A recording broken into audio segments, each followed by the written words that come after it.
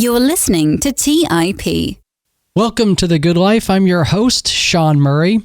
In 1571, at the age of 38, Michel Montaigne, a French nobleman and politician, retired from public life and retreated to his estate near Bordeaux, where he intended to spend the remainder of his life in tranquility and calm, reading, thinking, and enjoying the simple pursuits of life.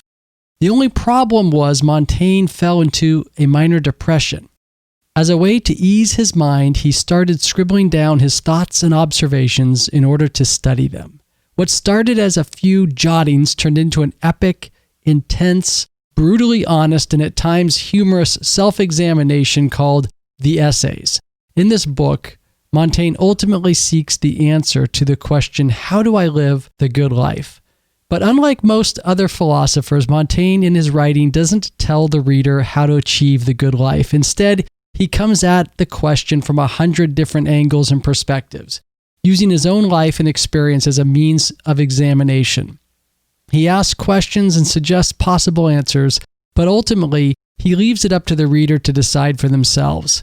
His motto, the phrase he comes back to again and again, is, "What do I know?"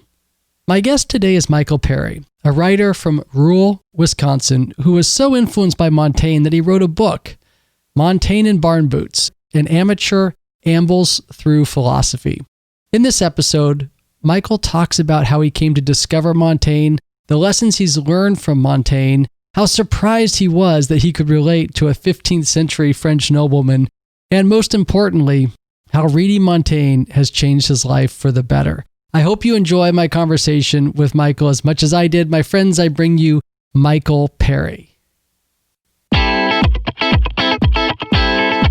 You're listening to The Good Life by the Investors Podcast Network, where we explore the ideas, principles, and values that help you live a meaningful, purposeful life. Join your host, Sean Murray, on a journey for the life well lived.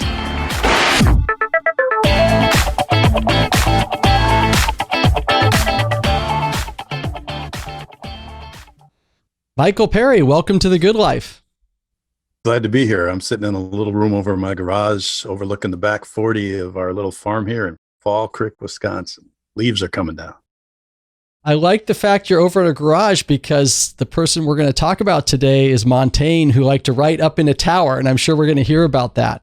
So our subject today is Montaigne, the 16th century French writer, and some might call philosopher, who wrote an incredible book called The Essays, in which he pretty much invented the form of the essay, and I hope we kind of get into that.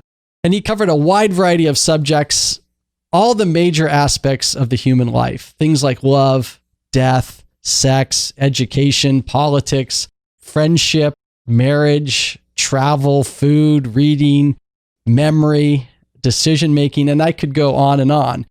You wrote a wonderful book about your experience reading Montaigne and what you've learned from Montaigne called Montaigne in Barn Boots, which probably applies to that little farm that you're talking about there in Wisconsin. But how did you first come to discover Montaigne, and what attracted you to his writing? Well, I remember how I discovered him very clearly. I had a kidney stone, and it was my first kidney stone. I wound up in the emergency room. I was a freelance writer, self-insured. I was on the gurney in the ER thinking, I don't know how I'm going to pay for this. And at the time, I was doing a lot of writing for Men's Health magazine. And I thought, hey, maybe they could use an essay on what it's like to have a kidney stone. So I literally, from the ER, called my editor and said, hey, I'm in the emergency room with a kidney stone. And he said, why are you calling me? I said, well, maybe we could write an article on this. And he said, well, that sounds okay. And I said, well, great news for me. And then to shorten that story, I did end up writing a piece, and what they paid me for the piece, I believe, came within a couple $100 to the deductible. So I felt like I broke even on my kidney stone. But in the process of writing the piece, I, wrote my first person stuff, but then I also did research, and I went to medical library and I pulled a lot of articles about kidney stones, renal calculi, and I actually have a nursing degree. Was my education. I have a bachelor's in nursing. And so I went to the local hospital library and pulled all that information. And you know how when you read medical research, the doctors that are writing it or the researchers, they really, in their heart of hearts, want to be writers. essayists. And so they always put the cool little anecdote thing in the abstract up at the top. And the cool little anecdote thing that just kept recurring was this reference to this 16th century French philosopher and essayist, Montaigne. And here I am. I'm a guy at that point, I was making my living basically writing essays, but I do not have a literary background. Farm kid, I worked as a cowboy, I got a nursing degree and very accidentally wound up writing.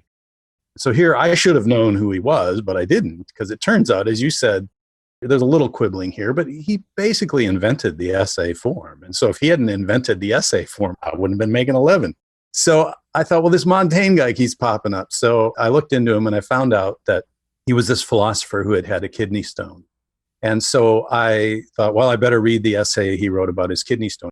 So I started reading the pieces he did on kidney stones and then quite naturally wound up drifting off into the other stuff. And part of it was, as you said, there was just everything. I mean, I came to it with this preconception, philosopher, capital P, it's going to be really heavy. But all of a sudden, you mentioned a lot of the good ones. But I mean, on the one hand, he'll be writing about faith and hope and humanity. And then he turns around, he wrote an entire essay on thumbs.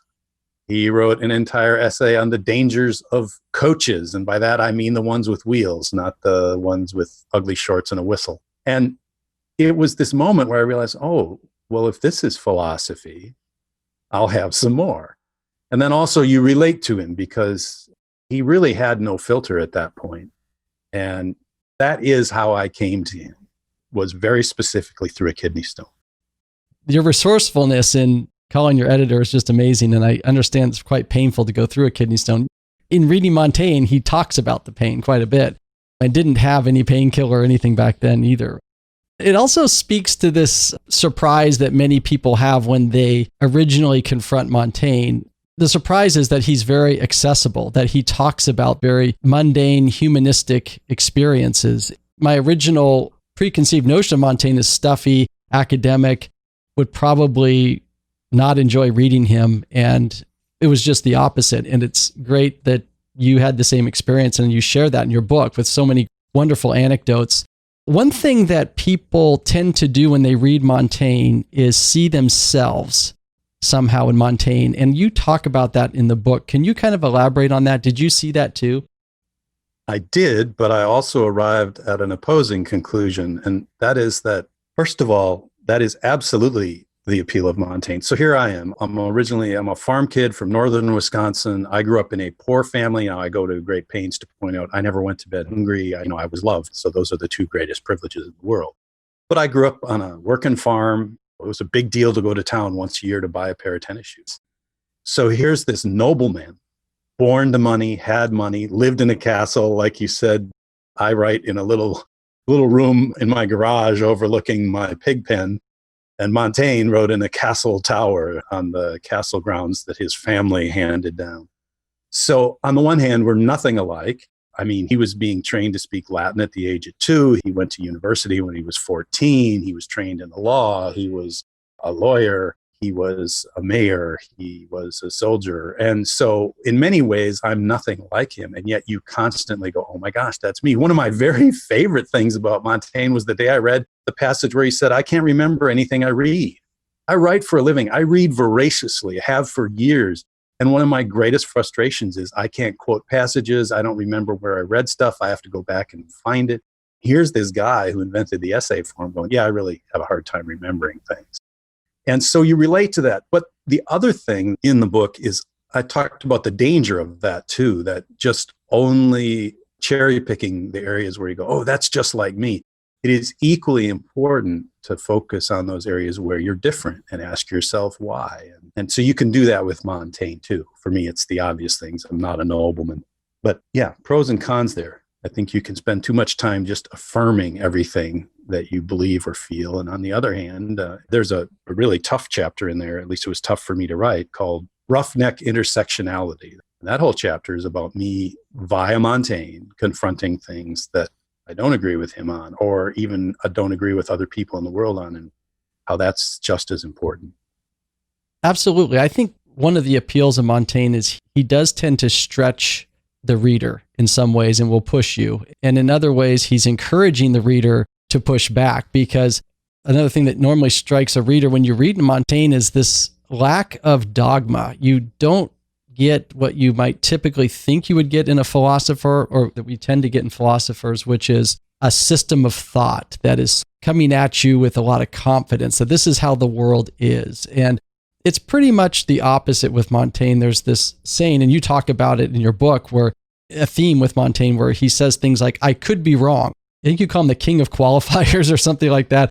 And this other phrase that he comes back to again and again, which he's well known for, which is, what do I know? So can you talk a little bit about that aspect of Montaigne?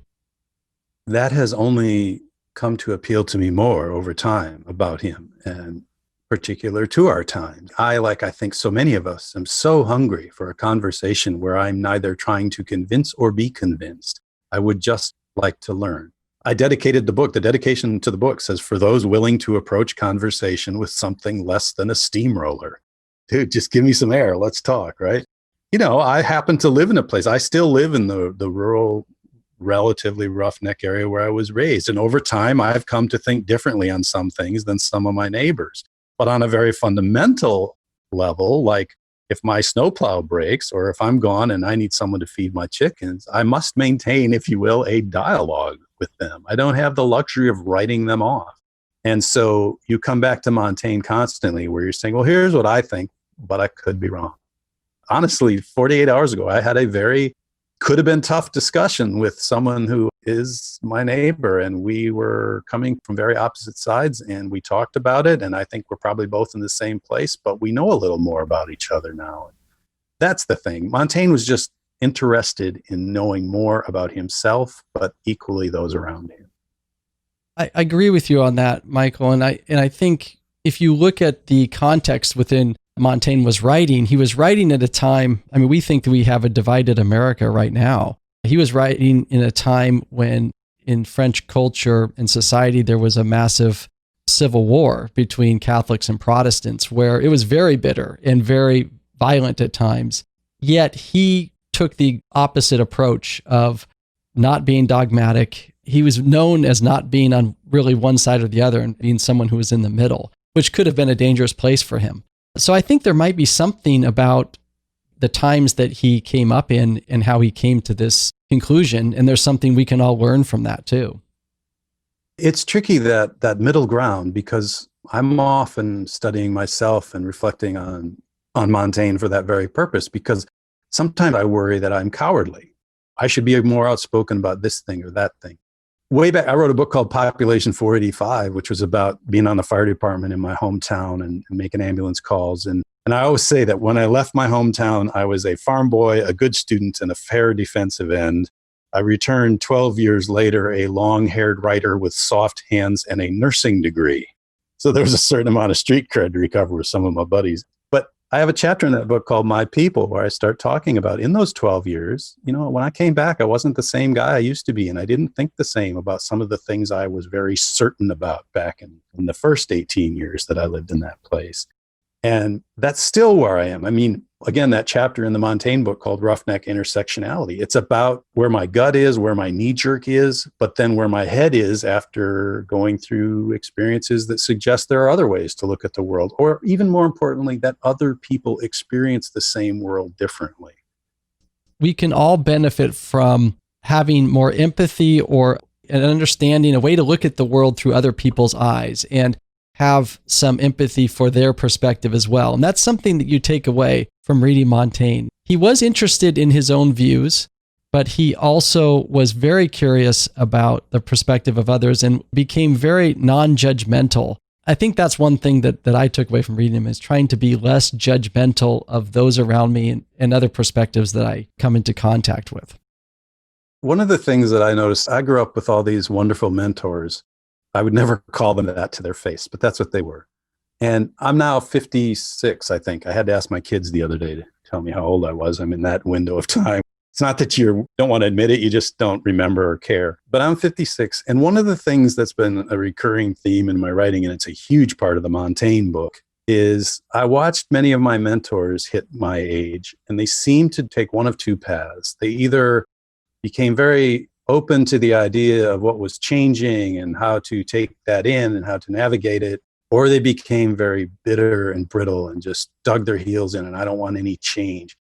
And I just think Montaigne is helping me take that more open path. Let me be very clear. I'm not talking about sacrificing your morals or your principles. And for dang sure, not talking about trying to hang out and be hip with the kids. I mean, that's a huge mistake. I mean, I'm a parent, and in our house, we listen to the children. We speak to them like adults. We try to have conversations. But you know what? The grown-ups are still in charge. But I do want to be open to young and fresh and new ways of thinking, and even new ways of acting and perceiving the world that I thought I understood.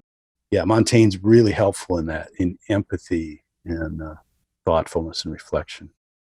You talk about in the book this idea of the importance of responding to change with change and not responding by proverbially putting our head in the sand or digging in or stultifying our positions. That Montaigne took this attitude of curiosity and openness to the world, and it's refreshing and it's inspiring. For me, the example that I often use, this isn't something that's necessarily in the book. I do have a chapter on aesthetics, but poetry. So I was this roughneck kid. I did do a ton of reading when I was a kid, but I was by no means an aesthete. I was a pickup truck driving, deer hunting, football playing sort of small town kid. And it was fairly late into later college when I really started to go to poetry readings and get into poetry. And it turns out I was a really bad poet, and it's really hard to make a living as a poet. So I kind of veered off into prose. But there's this whole idea with poetry, and I'm thinking of Dylan Thomas, the Welsh poet. I love his work. And so often people will tell me, well, I just don't get it. I go, well, that's the first mistake. Just read it. Just listen to it. Feel how you react to those words. And Dylan Thomas himself said, I choose words for their taste over their meaning. I think that's a wonderful way of looking at writing, and especially first drafts and that sort of thing. And that's what I'm kind of trying to get at with this Montaigne book. And that's, I think, what Montaigne was trying to get at. Is like, just be open to the idea. It doesn't mean that you got to read Dylan Thomas every day. It doesn't mean that you all of a sudden have to become a poet. I wrote that book, Population 45. I turned it into a play, and we took it on a tour around the state of Wisconsin. And one of the things I loved is because that play involves volunteer firefighters, we would have sold out theaters around the state, small theaters, let me just say. I don't want to sound like I'm boasting, but we'd have sold out theaters, but there would always be a contingent of who you would expect to be coming to the theater, but there were always some satin firefighter jackets or some EMT logos. And those folks would come up to me afterwards and say, I haven't been to a play in 20 years, or I've never been to a play. And I don't need them to start going to plays every week. I just am so happy that they came to that one. And now they experienced it, and they can do with that experience what they will. And I think that, again, that's part of Montaigne. It's not saying, well, now that you tasted this thing, you have to love it. No, you just needed to taste it, and you can make your own decision. Another theme that Montaigne takes up that you talk about in the book, and I think Montaigne even changes his view on this over the course of the book, is this idea of how to confront death. The essays were sort of written over time. We should probably mention that they were written over a long period of time. And amended and emended and edited. The real academicians can tell you all the different versions and the A, B, C, D and all that stuff. It's fascinating. I have no capacity for it. But speaking of things you taste and then say, well, I'm going to leave that to someone else. But yes, if my memory serves me, one of the reasons I related to Montaigne is I kind of made this art too. So he started out as the stoic about death. Like, you have to learn to face death without emotion or fear or anything. And then he just slowly migrated to another position, which is more an acknowledgement of it. For me, one thing that helped me over time, I've volunteered as an EMT, a first responder for, 32 years now. And I'm not at all, I don't feel that I have any bravado about it. It is what it is. But you do confront death on a regular basis, and you confront tragedy, and you very quickly come to understand how little control you have. And Montaigne had his own brush with death when he was knocked unconscious from a horse and nearly died. And one of the things that working closely with death does for you is, I think about death every day. And Montaigne pondered death all the time. And people say, well, that's macabre, that's creepy. And I go, no, not at all. It's a handshake sort of a thing. It's like, it's not that you're going, oh, I'm going to die, I'm going to die. It's like, when you do die, you look at death and you go, I figured you were coming. Yeah, it's building a little familiarity so you have that grace and that composure and that acceptance. And again, he made that migration. So I'm past that too. He also came to realize, and I too, in observing actual death, You may have this image of you approaching death stoically, but the truth is you don't know how it's going to happen and you have no idea how you're going to react. So the idea of being stoic in the face of death is probably a misplaced priority, is what he came to feel. And I think there's also an aspect of enjoy every day. When you do sort of shake hands with the Grim Reaper every day, or however you put it in the book, it is a reminder that each day is a gift, that it's another step on your human journey. It's another experience. It's another opportunity or possibility for curiosity, to get to know your neighbors, to build social relationships, to read, to all the things that Montaigne loved to do, to drink some wine and hang out with your friends. And he sort of celebrates this stuff along the way as well as he's talking about these bigger issues. You talk about in the book, he's got this highbrow, lowbrow that I think you embody in many ways too, being the writer on the farm and writing philosophy while in barn boots. I'm so glad we got here, because I have the chapter where I open with the scene where my wife and I took our daughters and we went to a Shakespeare festival.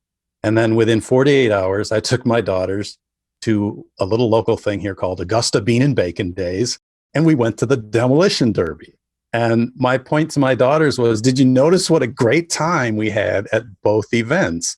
Culture can be consumed on a sliding scale.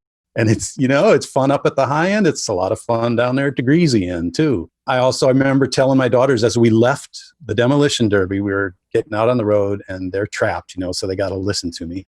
And I said, when Shakespeare wrote those plays, they had a place called the Pit, and you could pay a penny and you could eat peanuts and drink beer and yell at the actors while the play was going on. I said, this wasn't always some esoteric highbrow thing. This was for everybody. And I said, and the people at the Demolition Derby back in those days, they would have been at the play. And this gets back again to what I talked about with the My People chapter and the Roughneck from Population 45 and the Roughneck intersectionality chapter in the Montaigne book, is that I'm always trying to have those different spectrums or different levels of the sliding scale intersect. I want to make this clear too. It's not about me being so wise that, I'm a good person because I enjoy dirt track, stock car racing, and poetry readings. No, it's that I feel really lucky and fortunate that I stumbled into a life where I know people who enjoy both and we enjoy them together.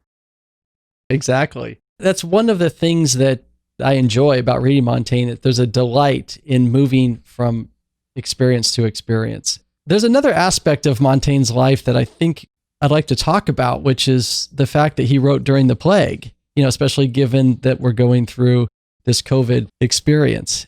When the plague arrived in his town, he lived near Bordeaux and he was the mayor of Bordeaux for a while. He fled. He picked up his family. He had the means to flee. A lot of the people around him, the peasants and people of poorer means, could not flee. What do you think about his experience there and what we can take away from it?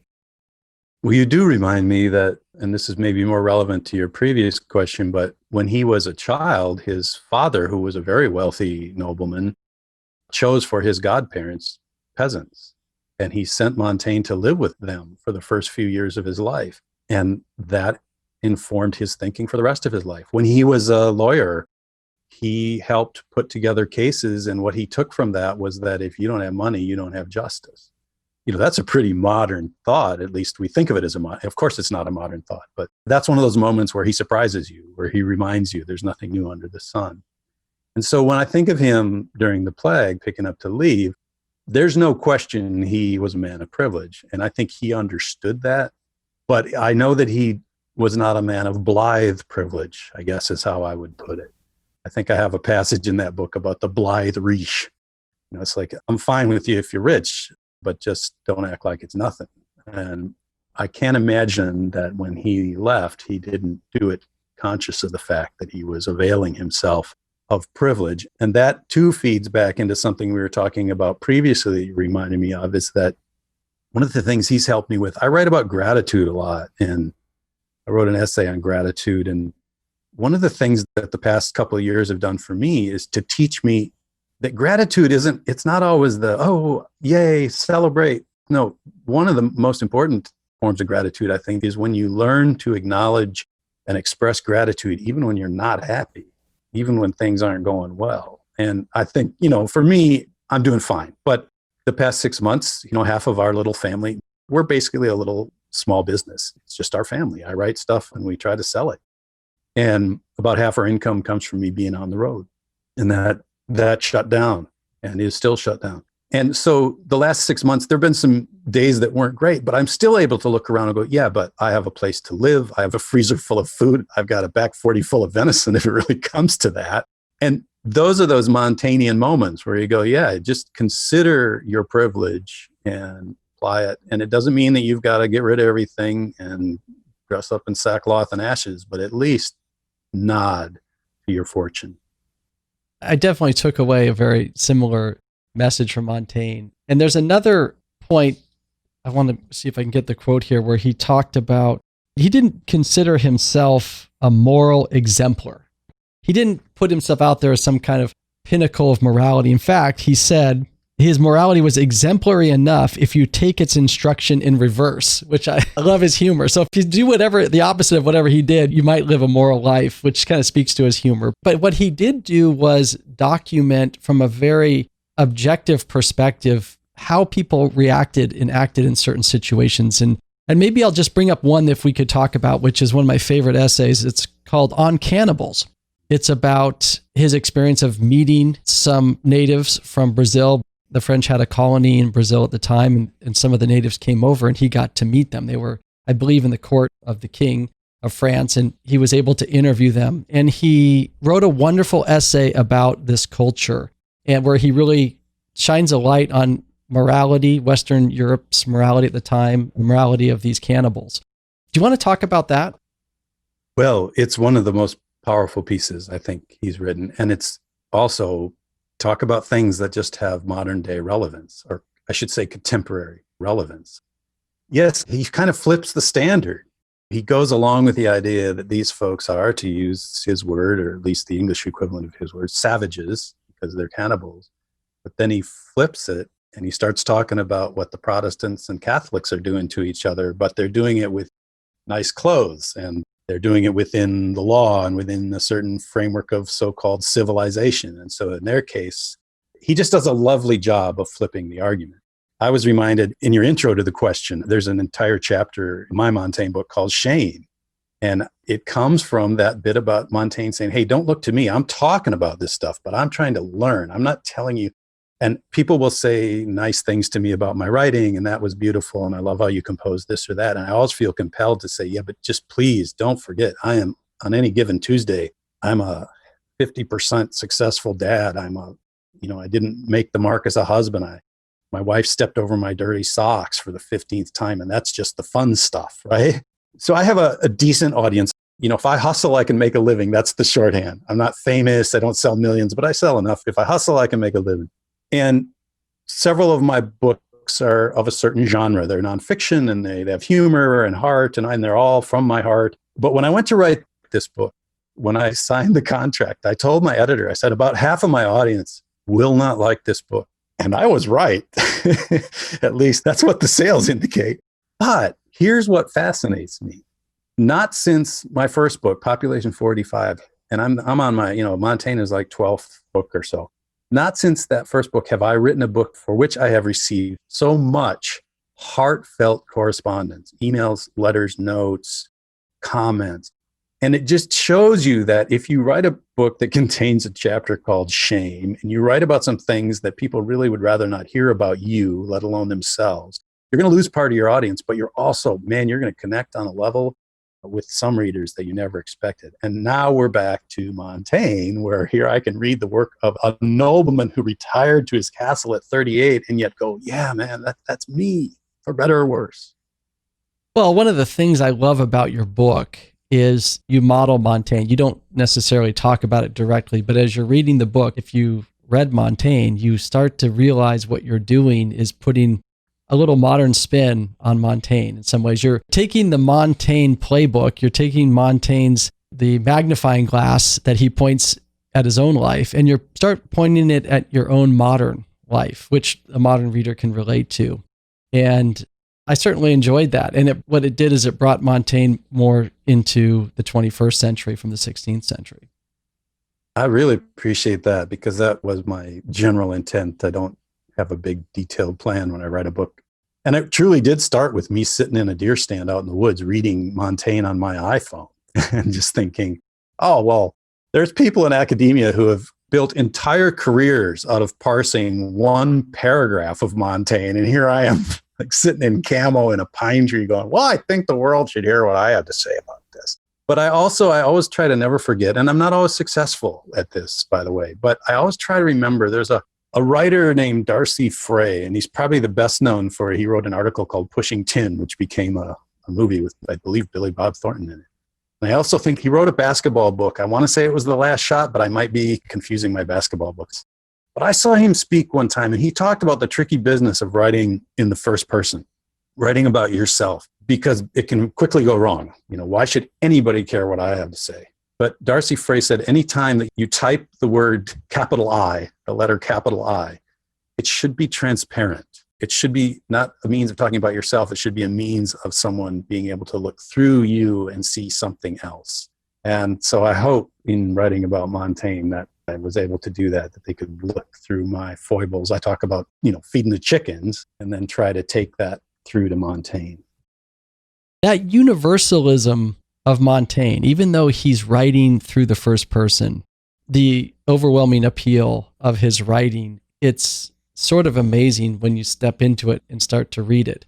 Towards the end of the book, you come to this really, I think, a profound conclusion. It's a beautiful passage.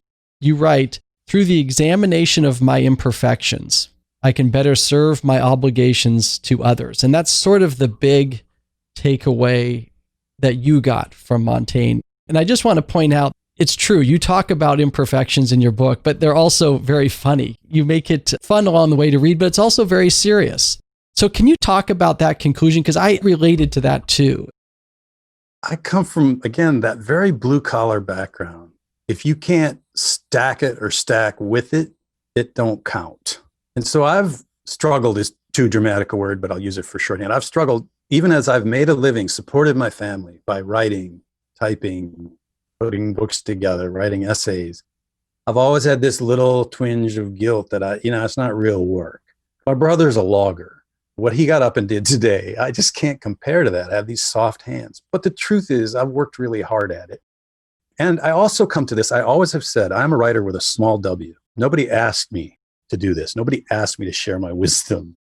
And I just got into it by accident, tried to figure out how to make a living. And I put art in there whenever I can. But I also, my muse is a guy named Jim. He sits in a swivel chair 9 miles up the road from me at the Chautauqua State Bank, and he holds my mortgage. If I don't write another book, he takes my house away. It's a symbiotic relationship. But nonetheless, in doing this, in writing this Montaigne book, there's this little part of me that says, you do have some responsibility to not just try to write a book that's entertaining, but to take what you've just written seriously and look at yourself. And I always say, man, I see my biggest project first thing every morning when I look in the mirror. And signs are not always good. I have a chapter in there about my marriage. So my wife, one of the things I've always loved about her from day one, even when she met me, I was already writing books. She hadn't read my books, and she still doesn't read my books. I have learned, however, that if you write about your wife, you should let her read those passages, A, to fact check, and B, to see if you're going to be allowed back in the house. And so I do share passages that really involve her. And I wrote that marriage chapter, and it's an honest chapter. And I remember taking the rough draft up to her and saying, you probably ought to read this one. And she read it. And when she handed it back to me, she just said, yeah, pretty much it. I was expecting her to go, oh no, honey, she's like, yep. And, there's an example where I go, well, if I took the time to write that chapter for the book, I really, truly should try to apply this to myself. So yeah, ultimately, that's what Montaigne does for me. It's a form of self-examination. We all need it. And, his is kind of a fun way to do it because he's a funny guy too. The other wonderful thing about him, if you pick up a copy of the essays, it's daunting because it's a brick. But don't worry about it because the good news is you can drop it on the floor and wherever it opens, just start reading. It's one of those books. Yeah, you don't have to read it from front cover to cover. In each essay, I should probably mention, you could look at an essay that says maybe, say, on education or on smells. Well, actually, they go, it's of smells, of names, of cruelty, of thumbs, of diversions. And you might often find that it has almost nothing to do with the title, that he's going to go off on another tangent somewhere but it'll be a fun journey. And it's just delightful. I really hope that those in the audience that are interested in Montaigne do pick up a copy of Montaigne and read Montaigne, and also pick up a copy of Montaigne and Barn Boots as just kind of a companion piece, maybe the modern look at Montaigne and another view from not a tower in Bordeaux, but above a garage in Wisconsin, and still have some fun reading it. Sitting there right now, and I can see the chickens even. Michael, this has just been a wonderful conversation. Where can people find out more about you and your writing? The very best place to start is just go to sneezingcow.com. That's the URL for my website and all my social media platforms and my worldwide multimedia. All right. Well, thank you for being on The Good Life. Thank you for having me. It was a pleasure. Thank you for listening to TIP. To access our show notes, courses, or forums, go to theinvestorspodcast.com. This show is for entertainment purposes only. Before making any decisions, consult a professional. This show is copyrighted by the Investors Podcast Network. Written permissions must be granted before syndication or rebroadcasting.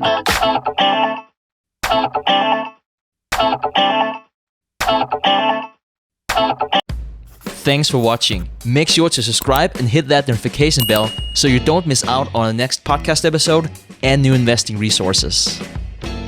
What are your takeaways and thoughts on this discussion? Let us know in the comments section below.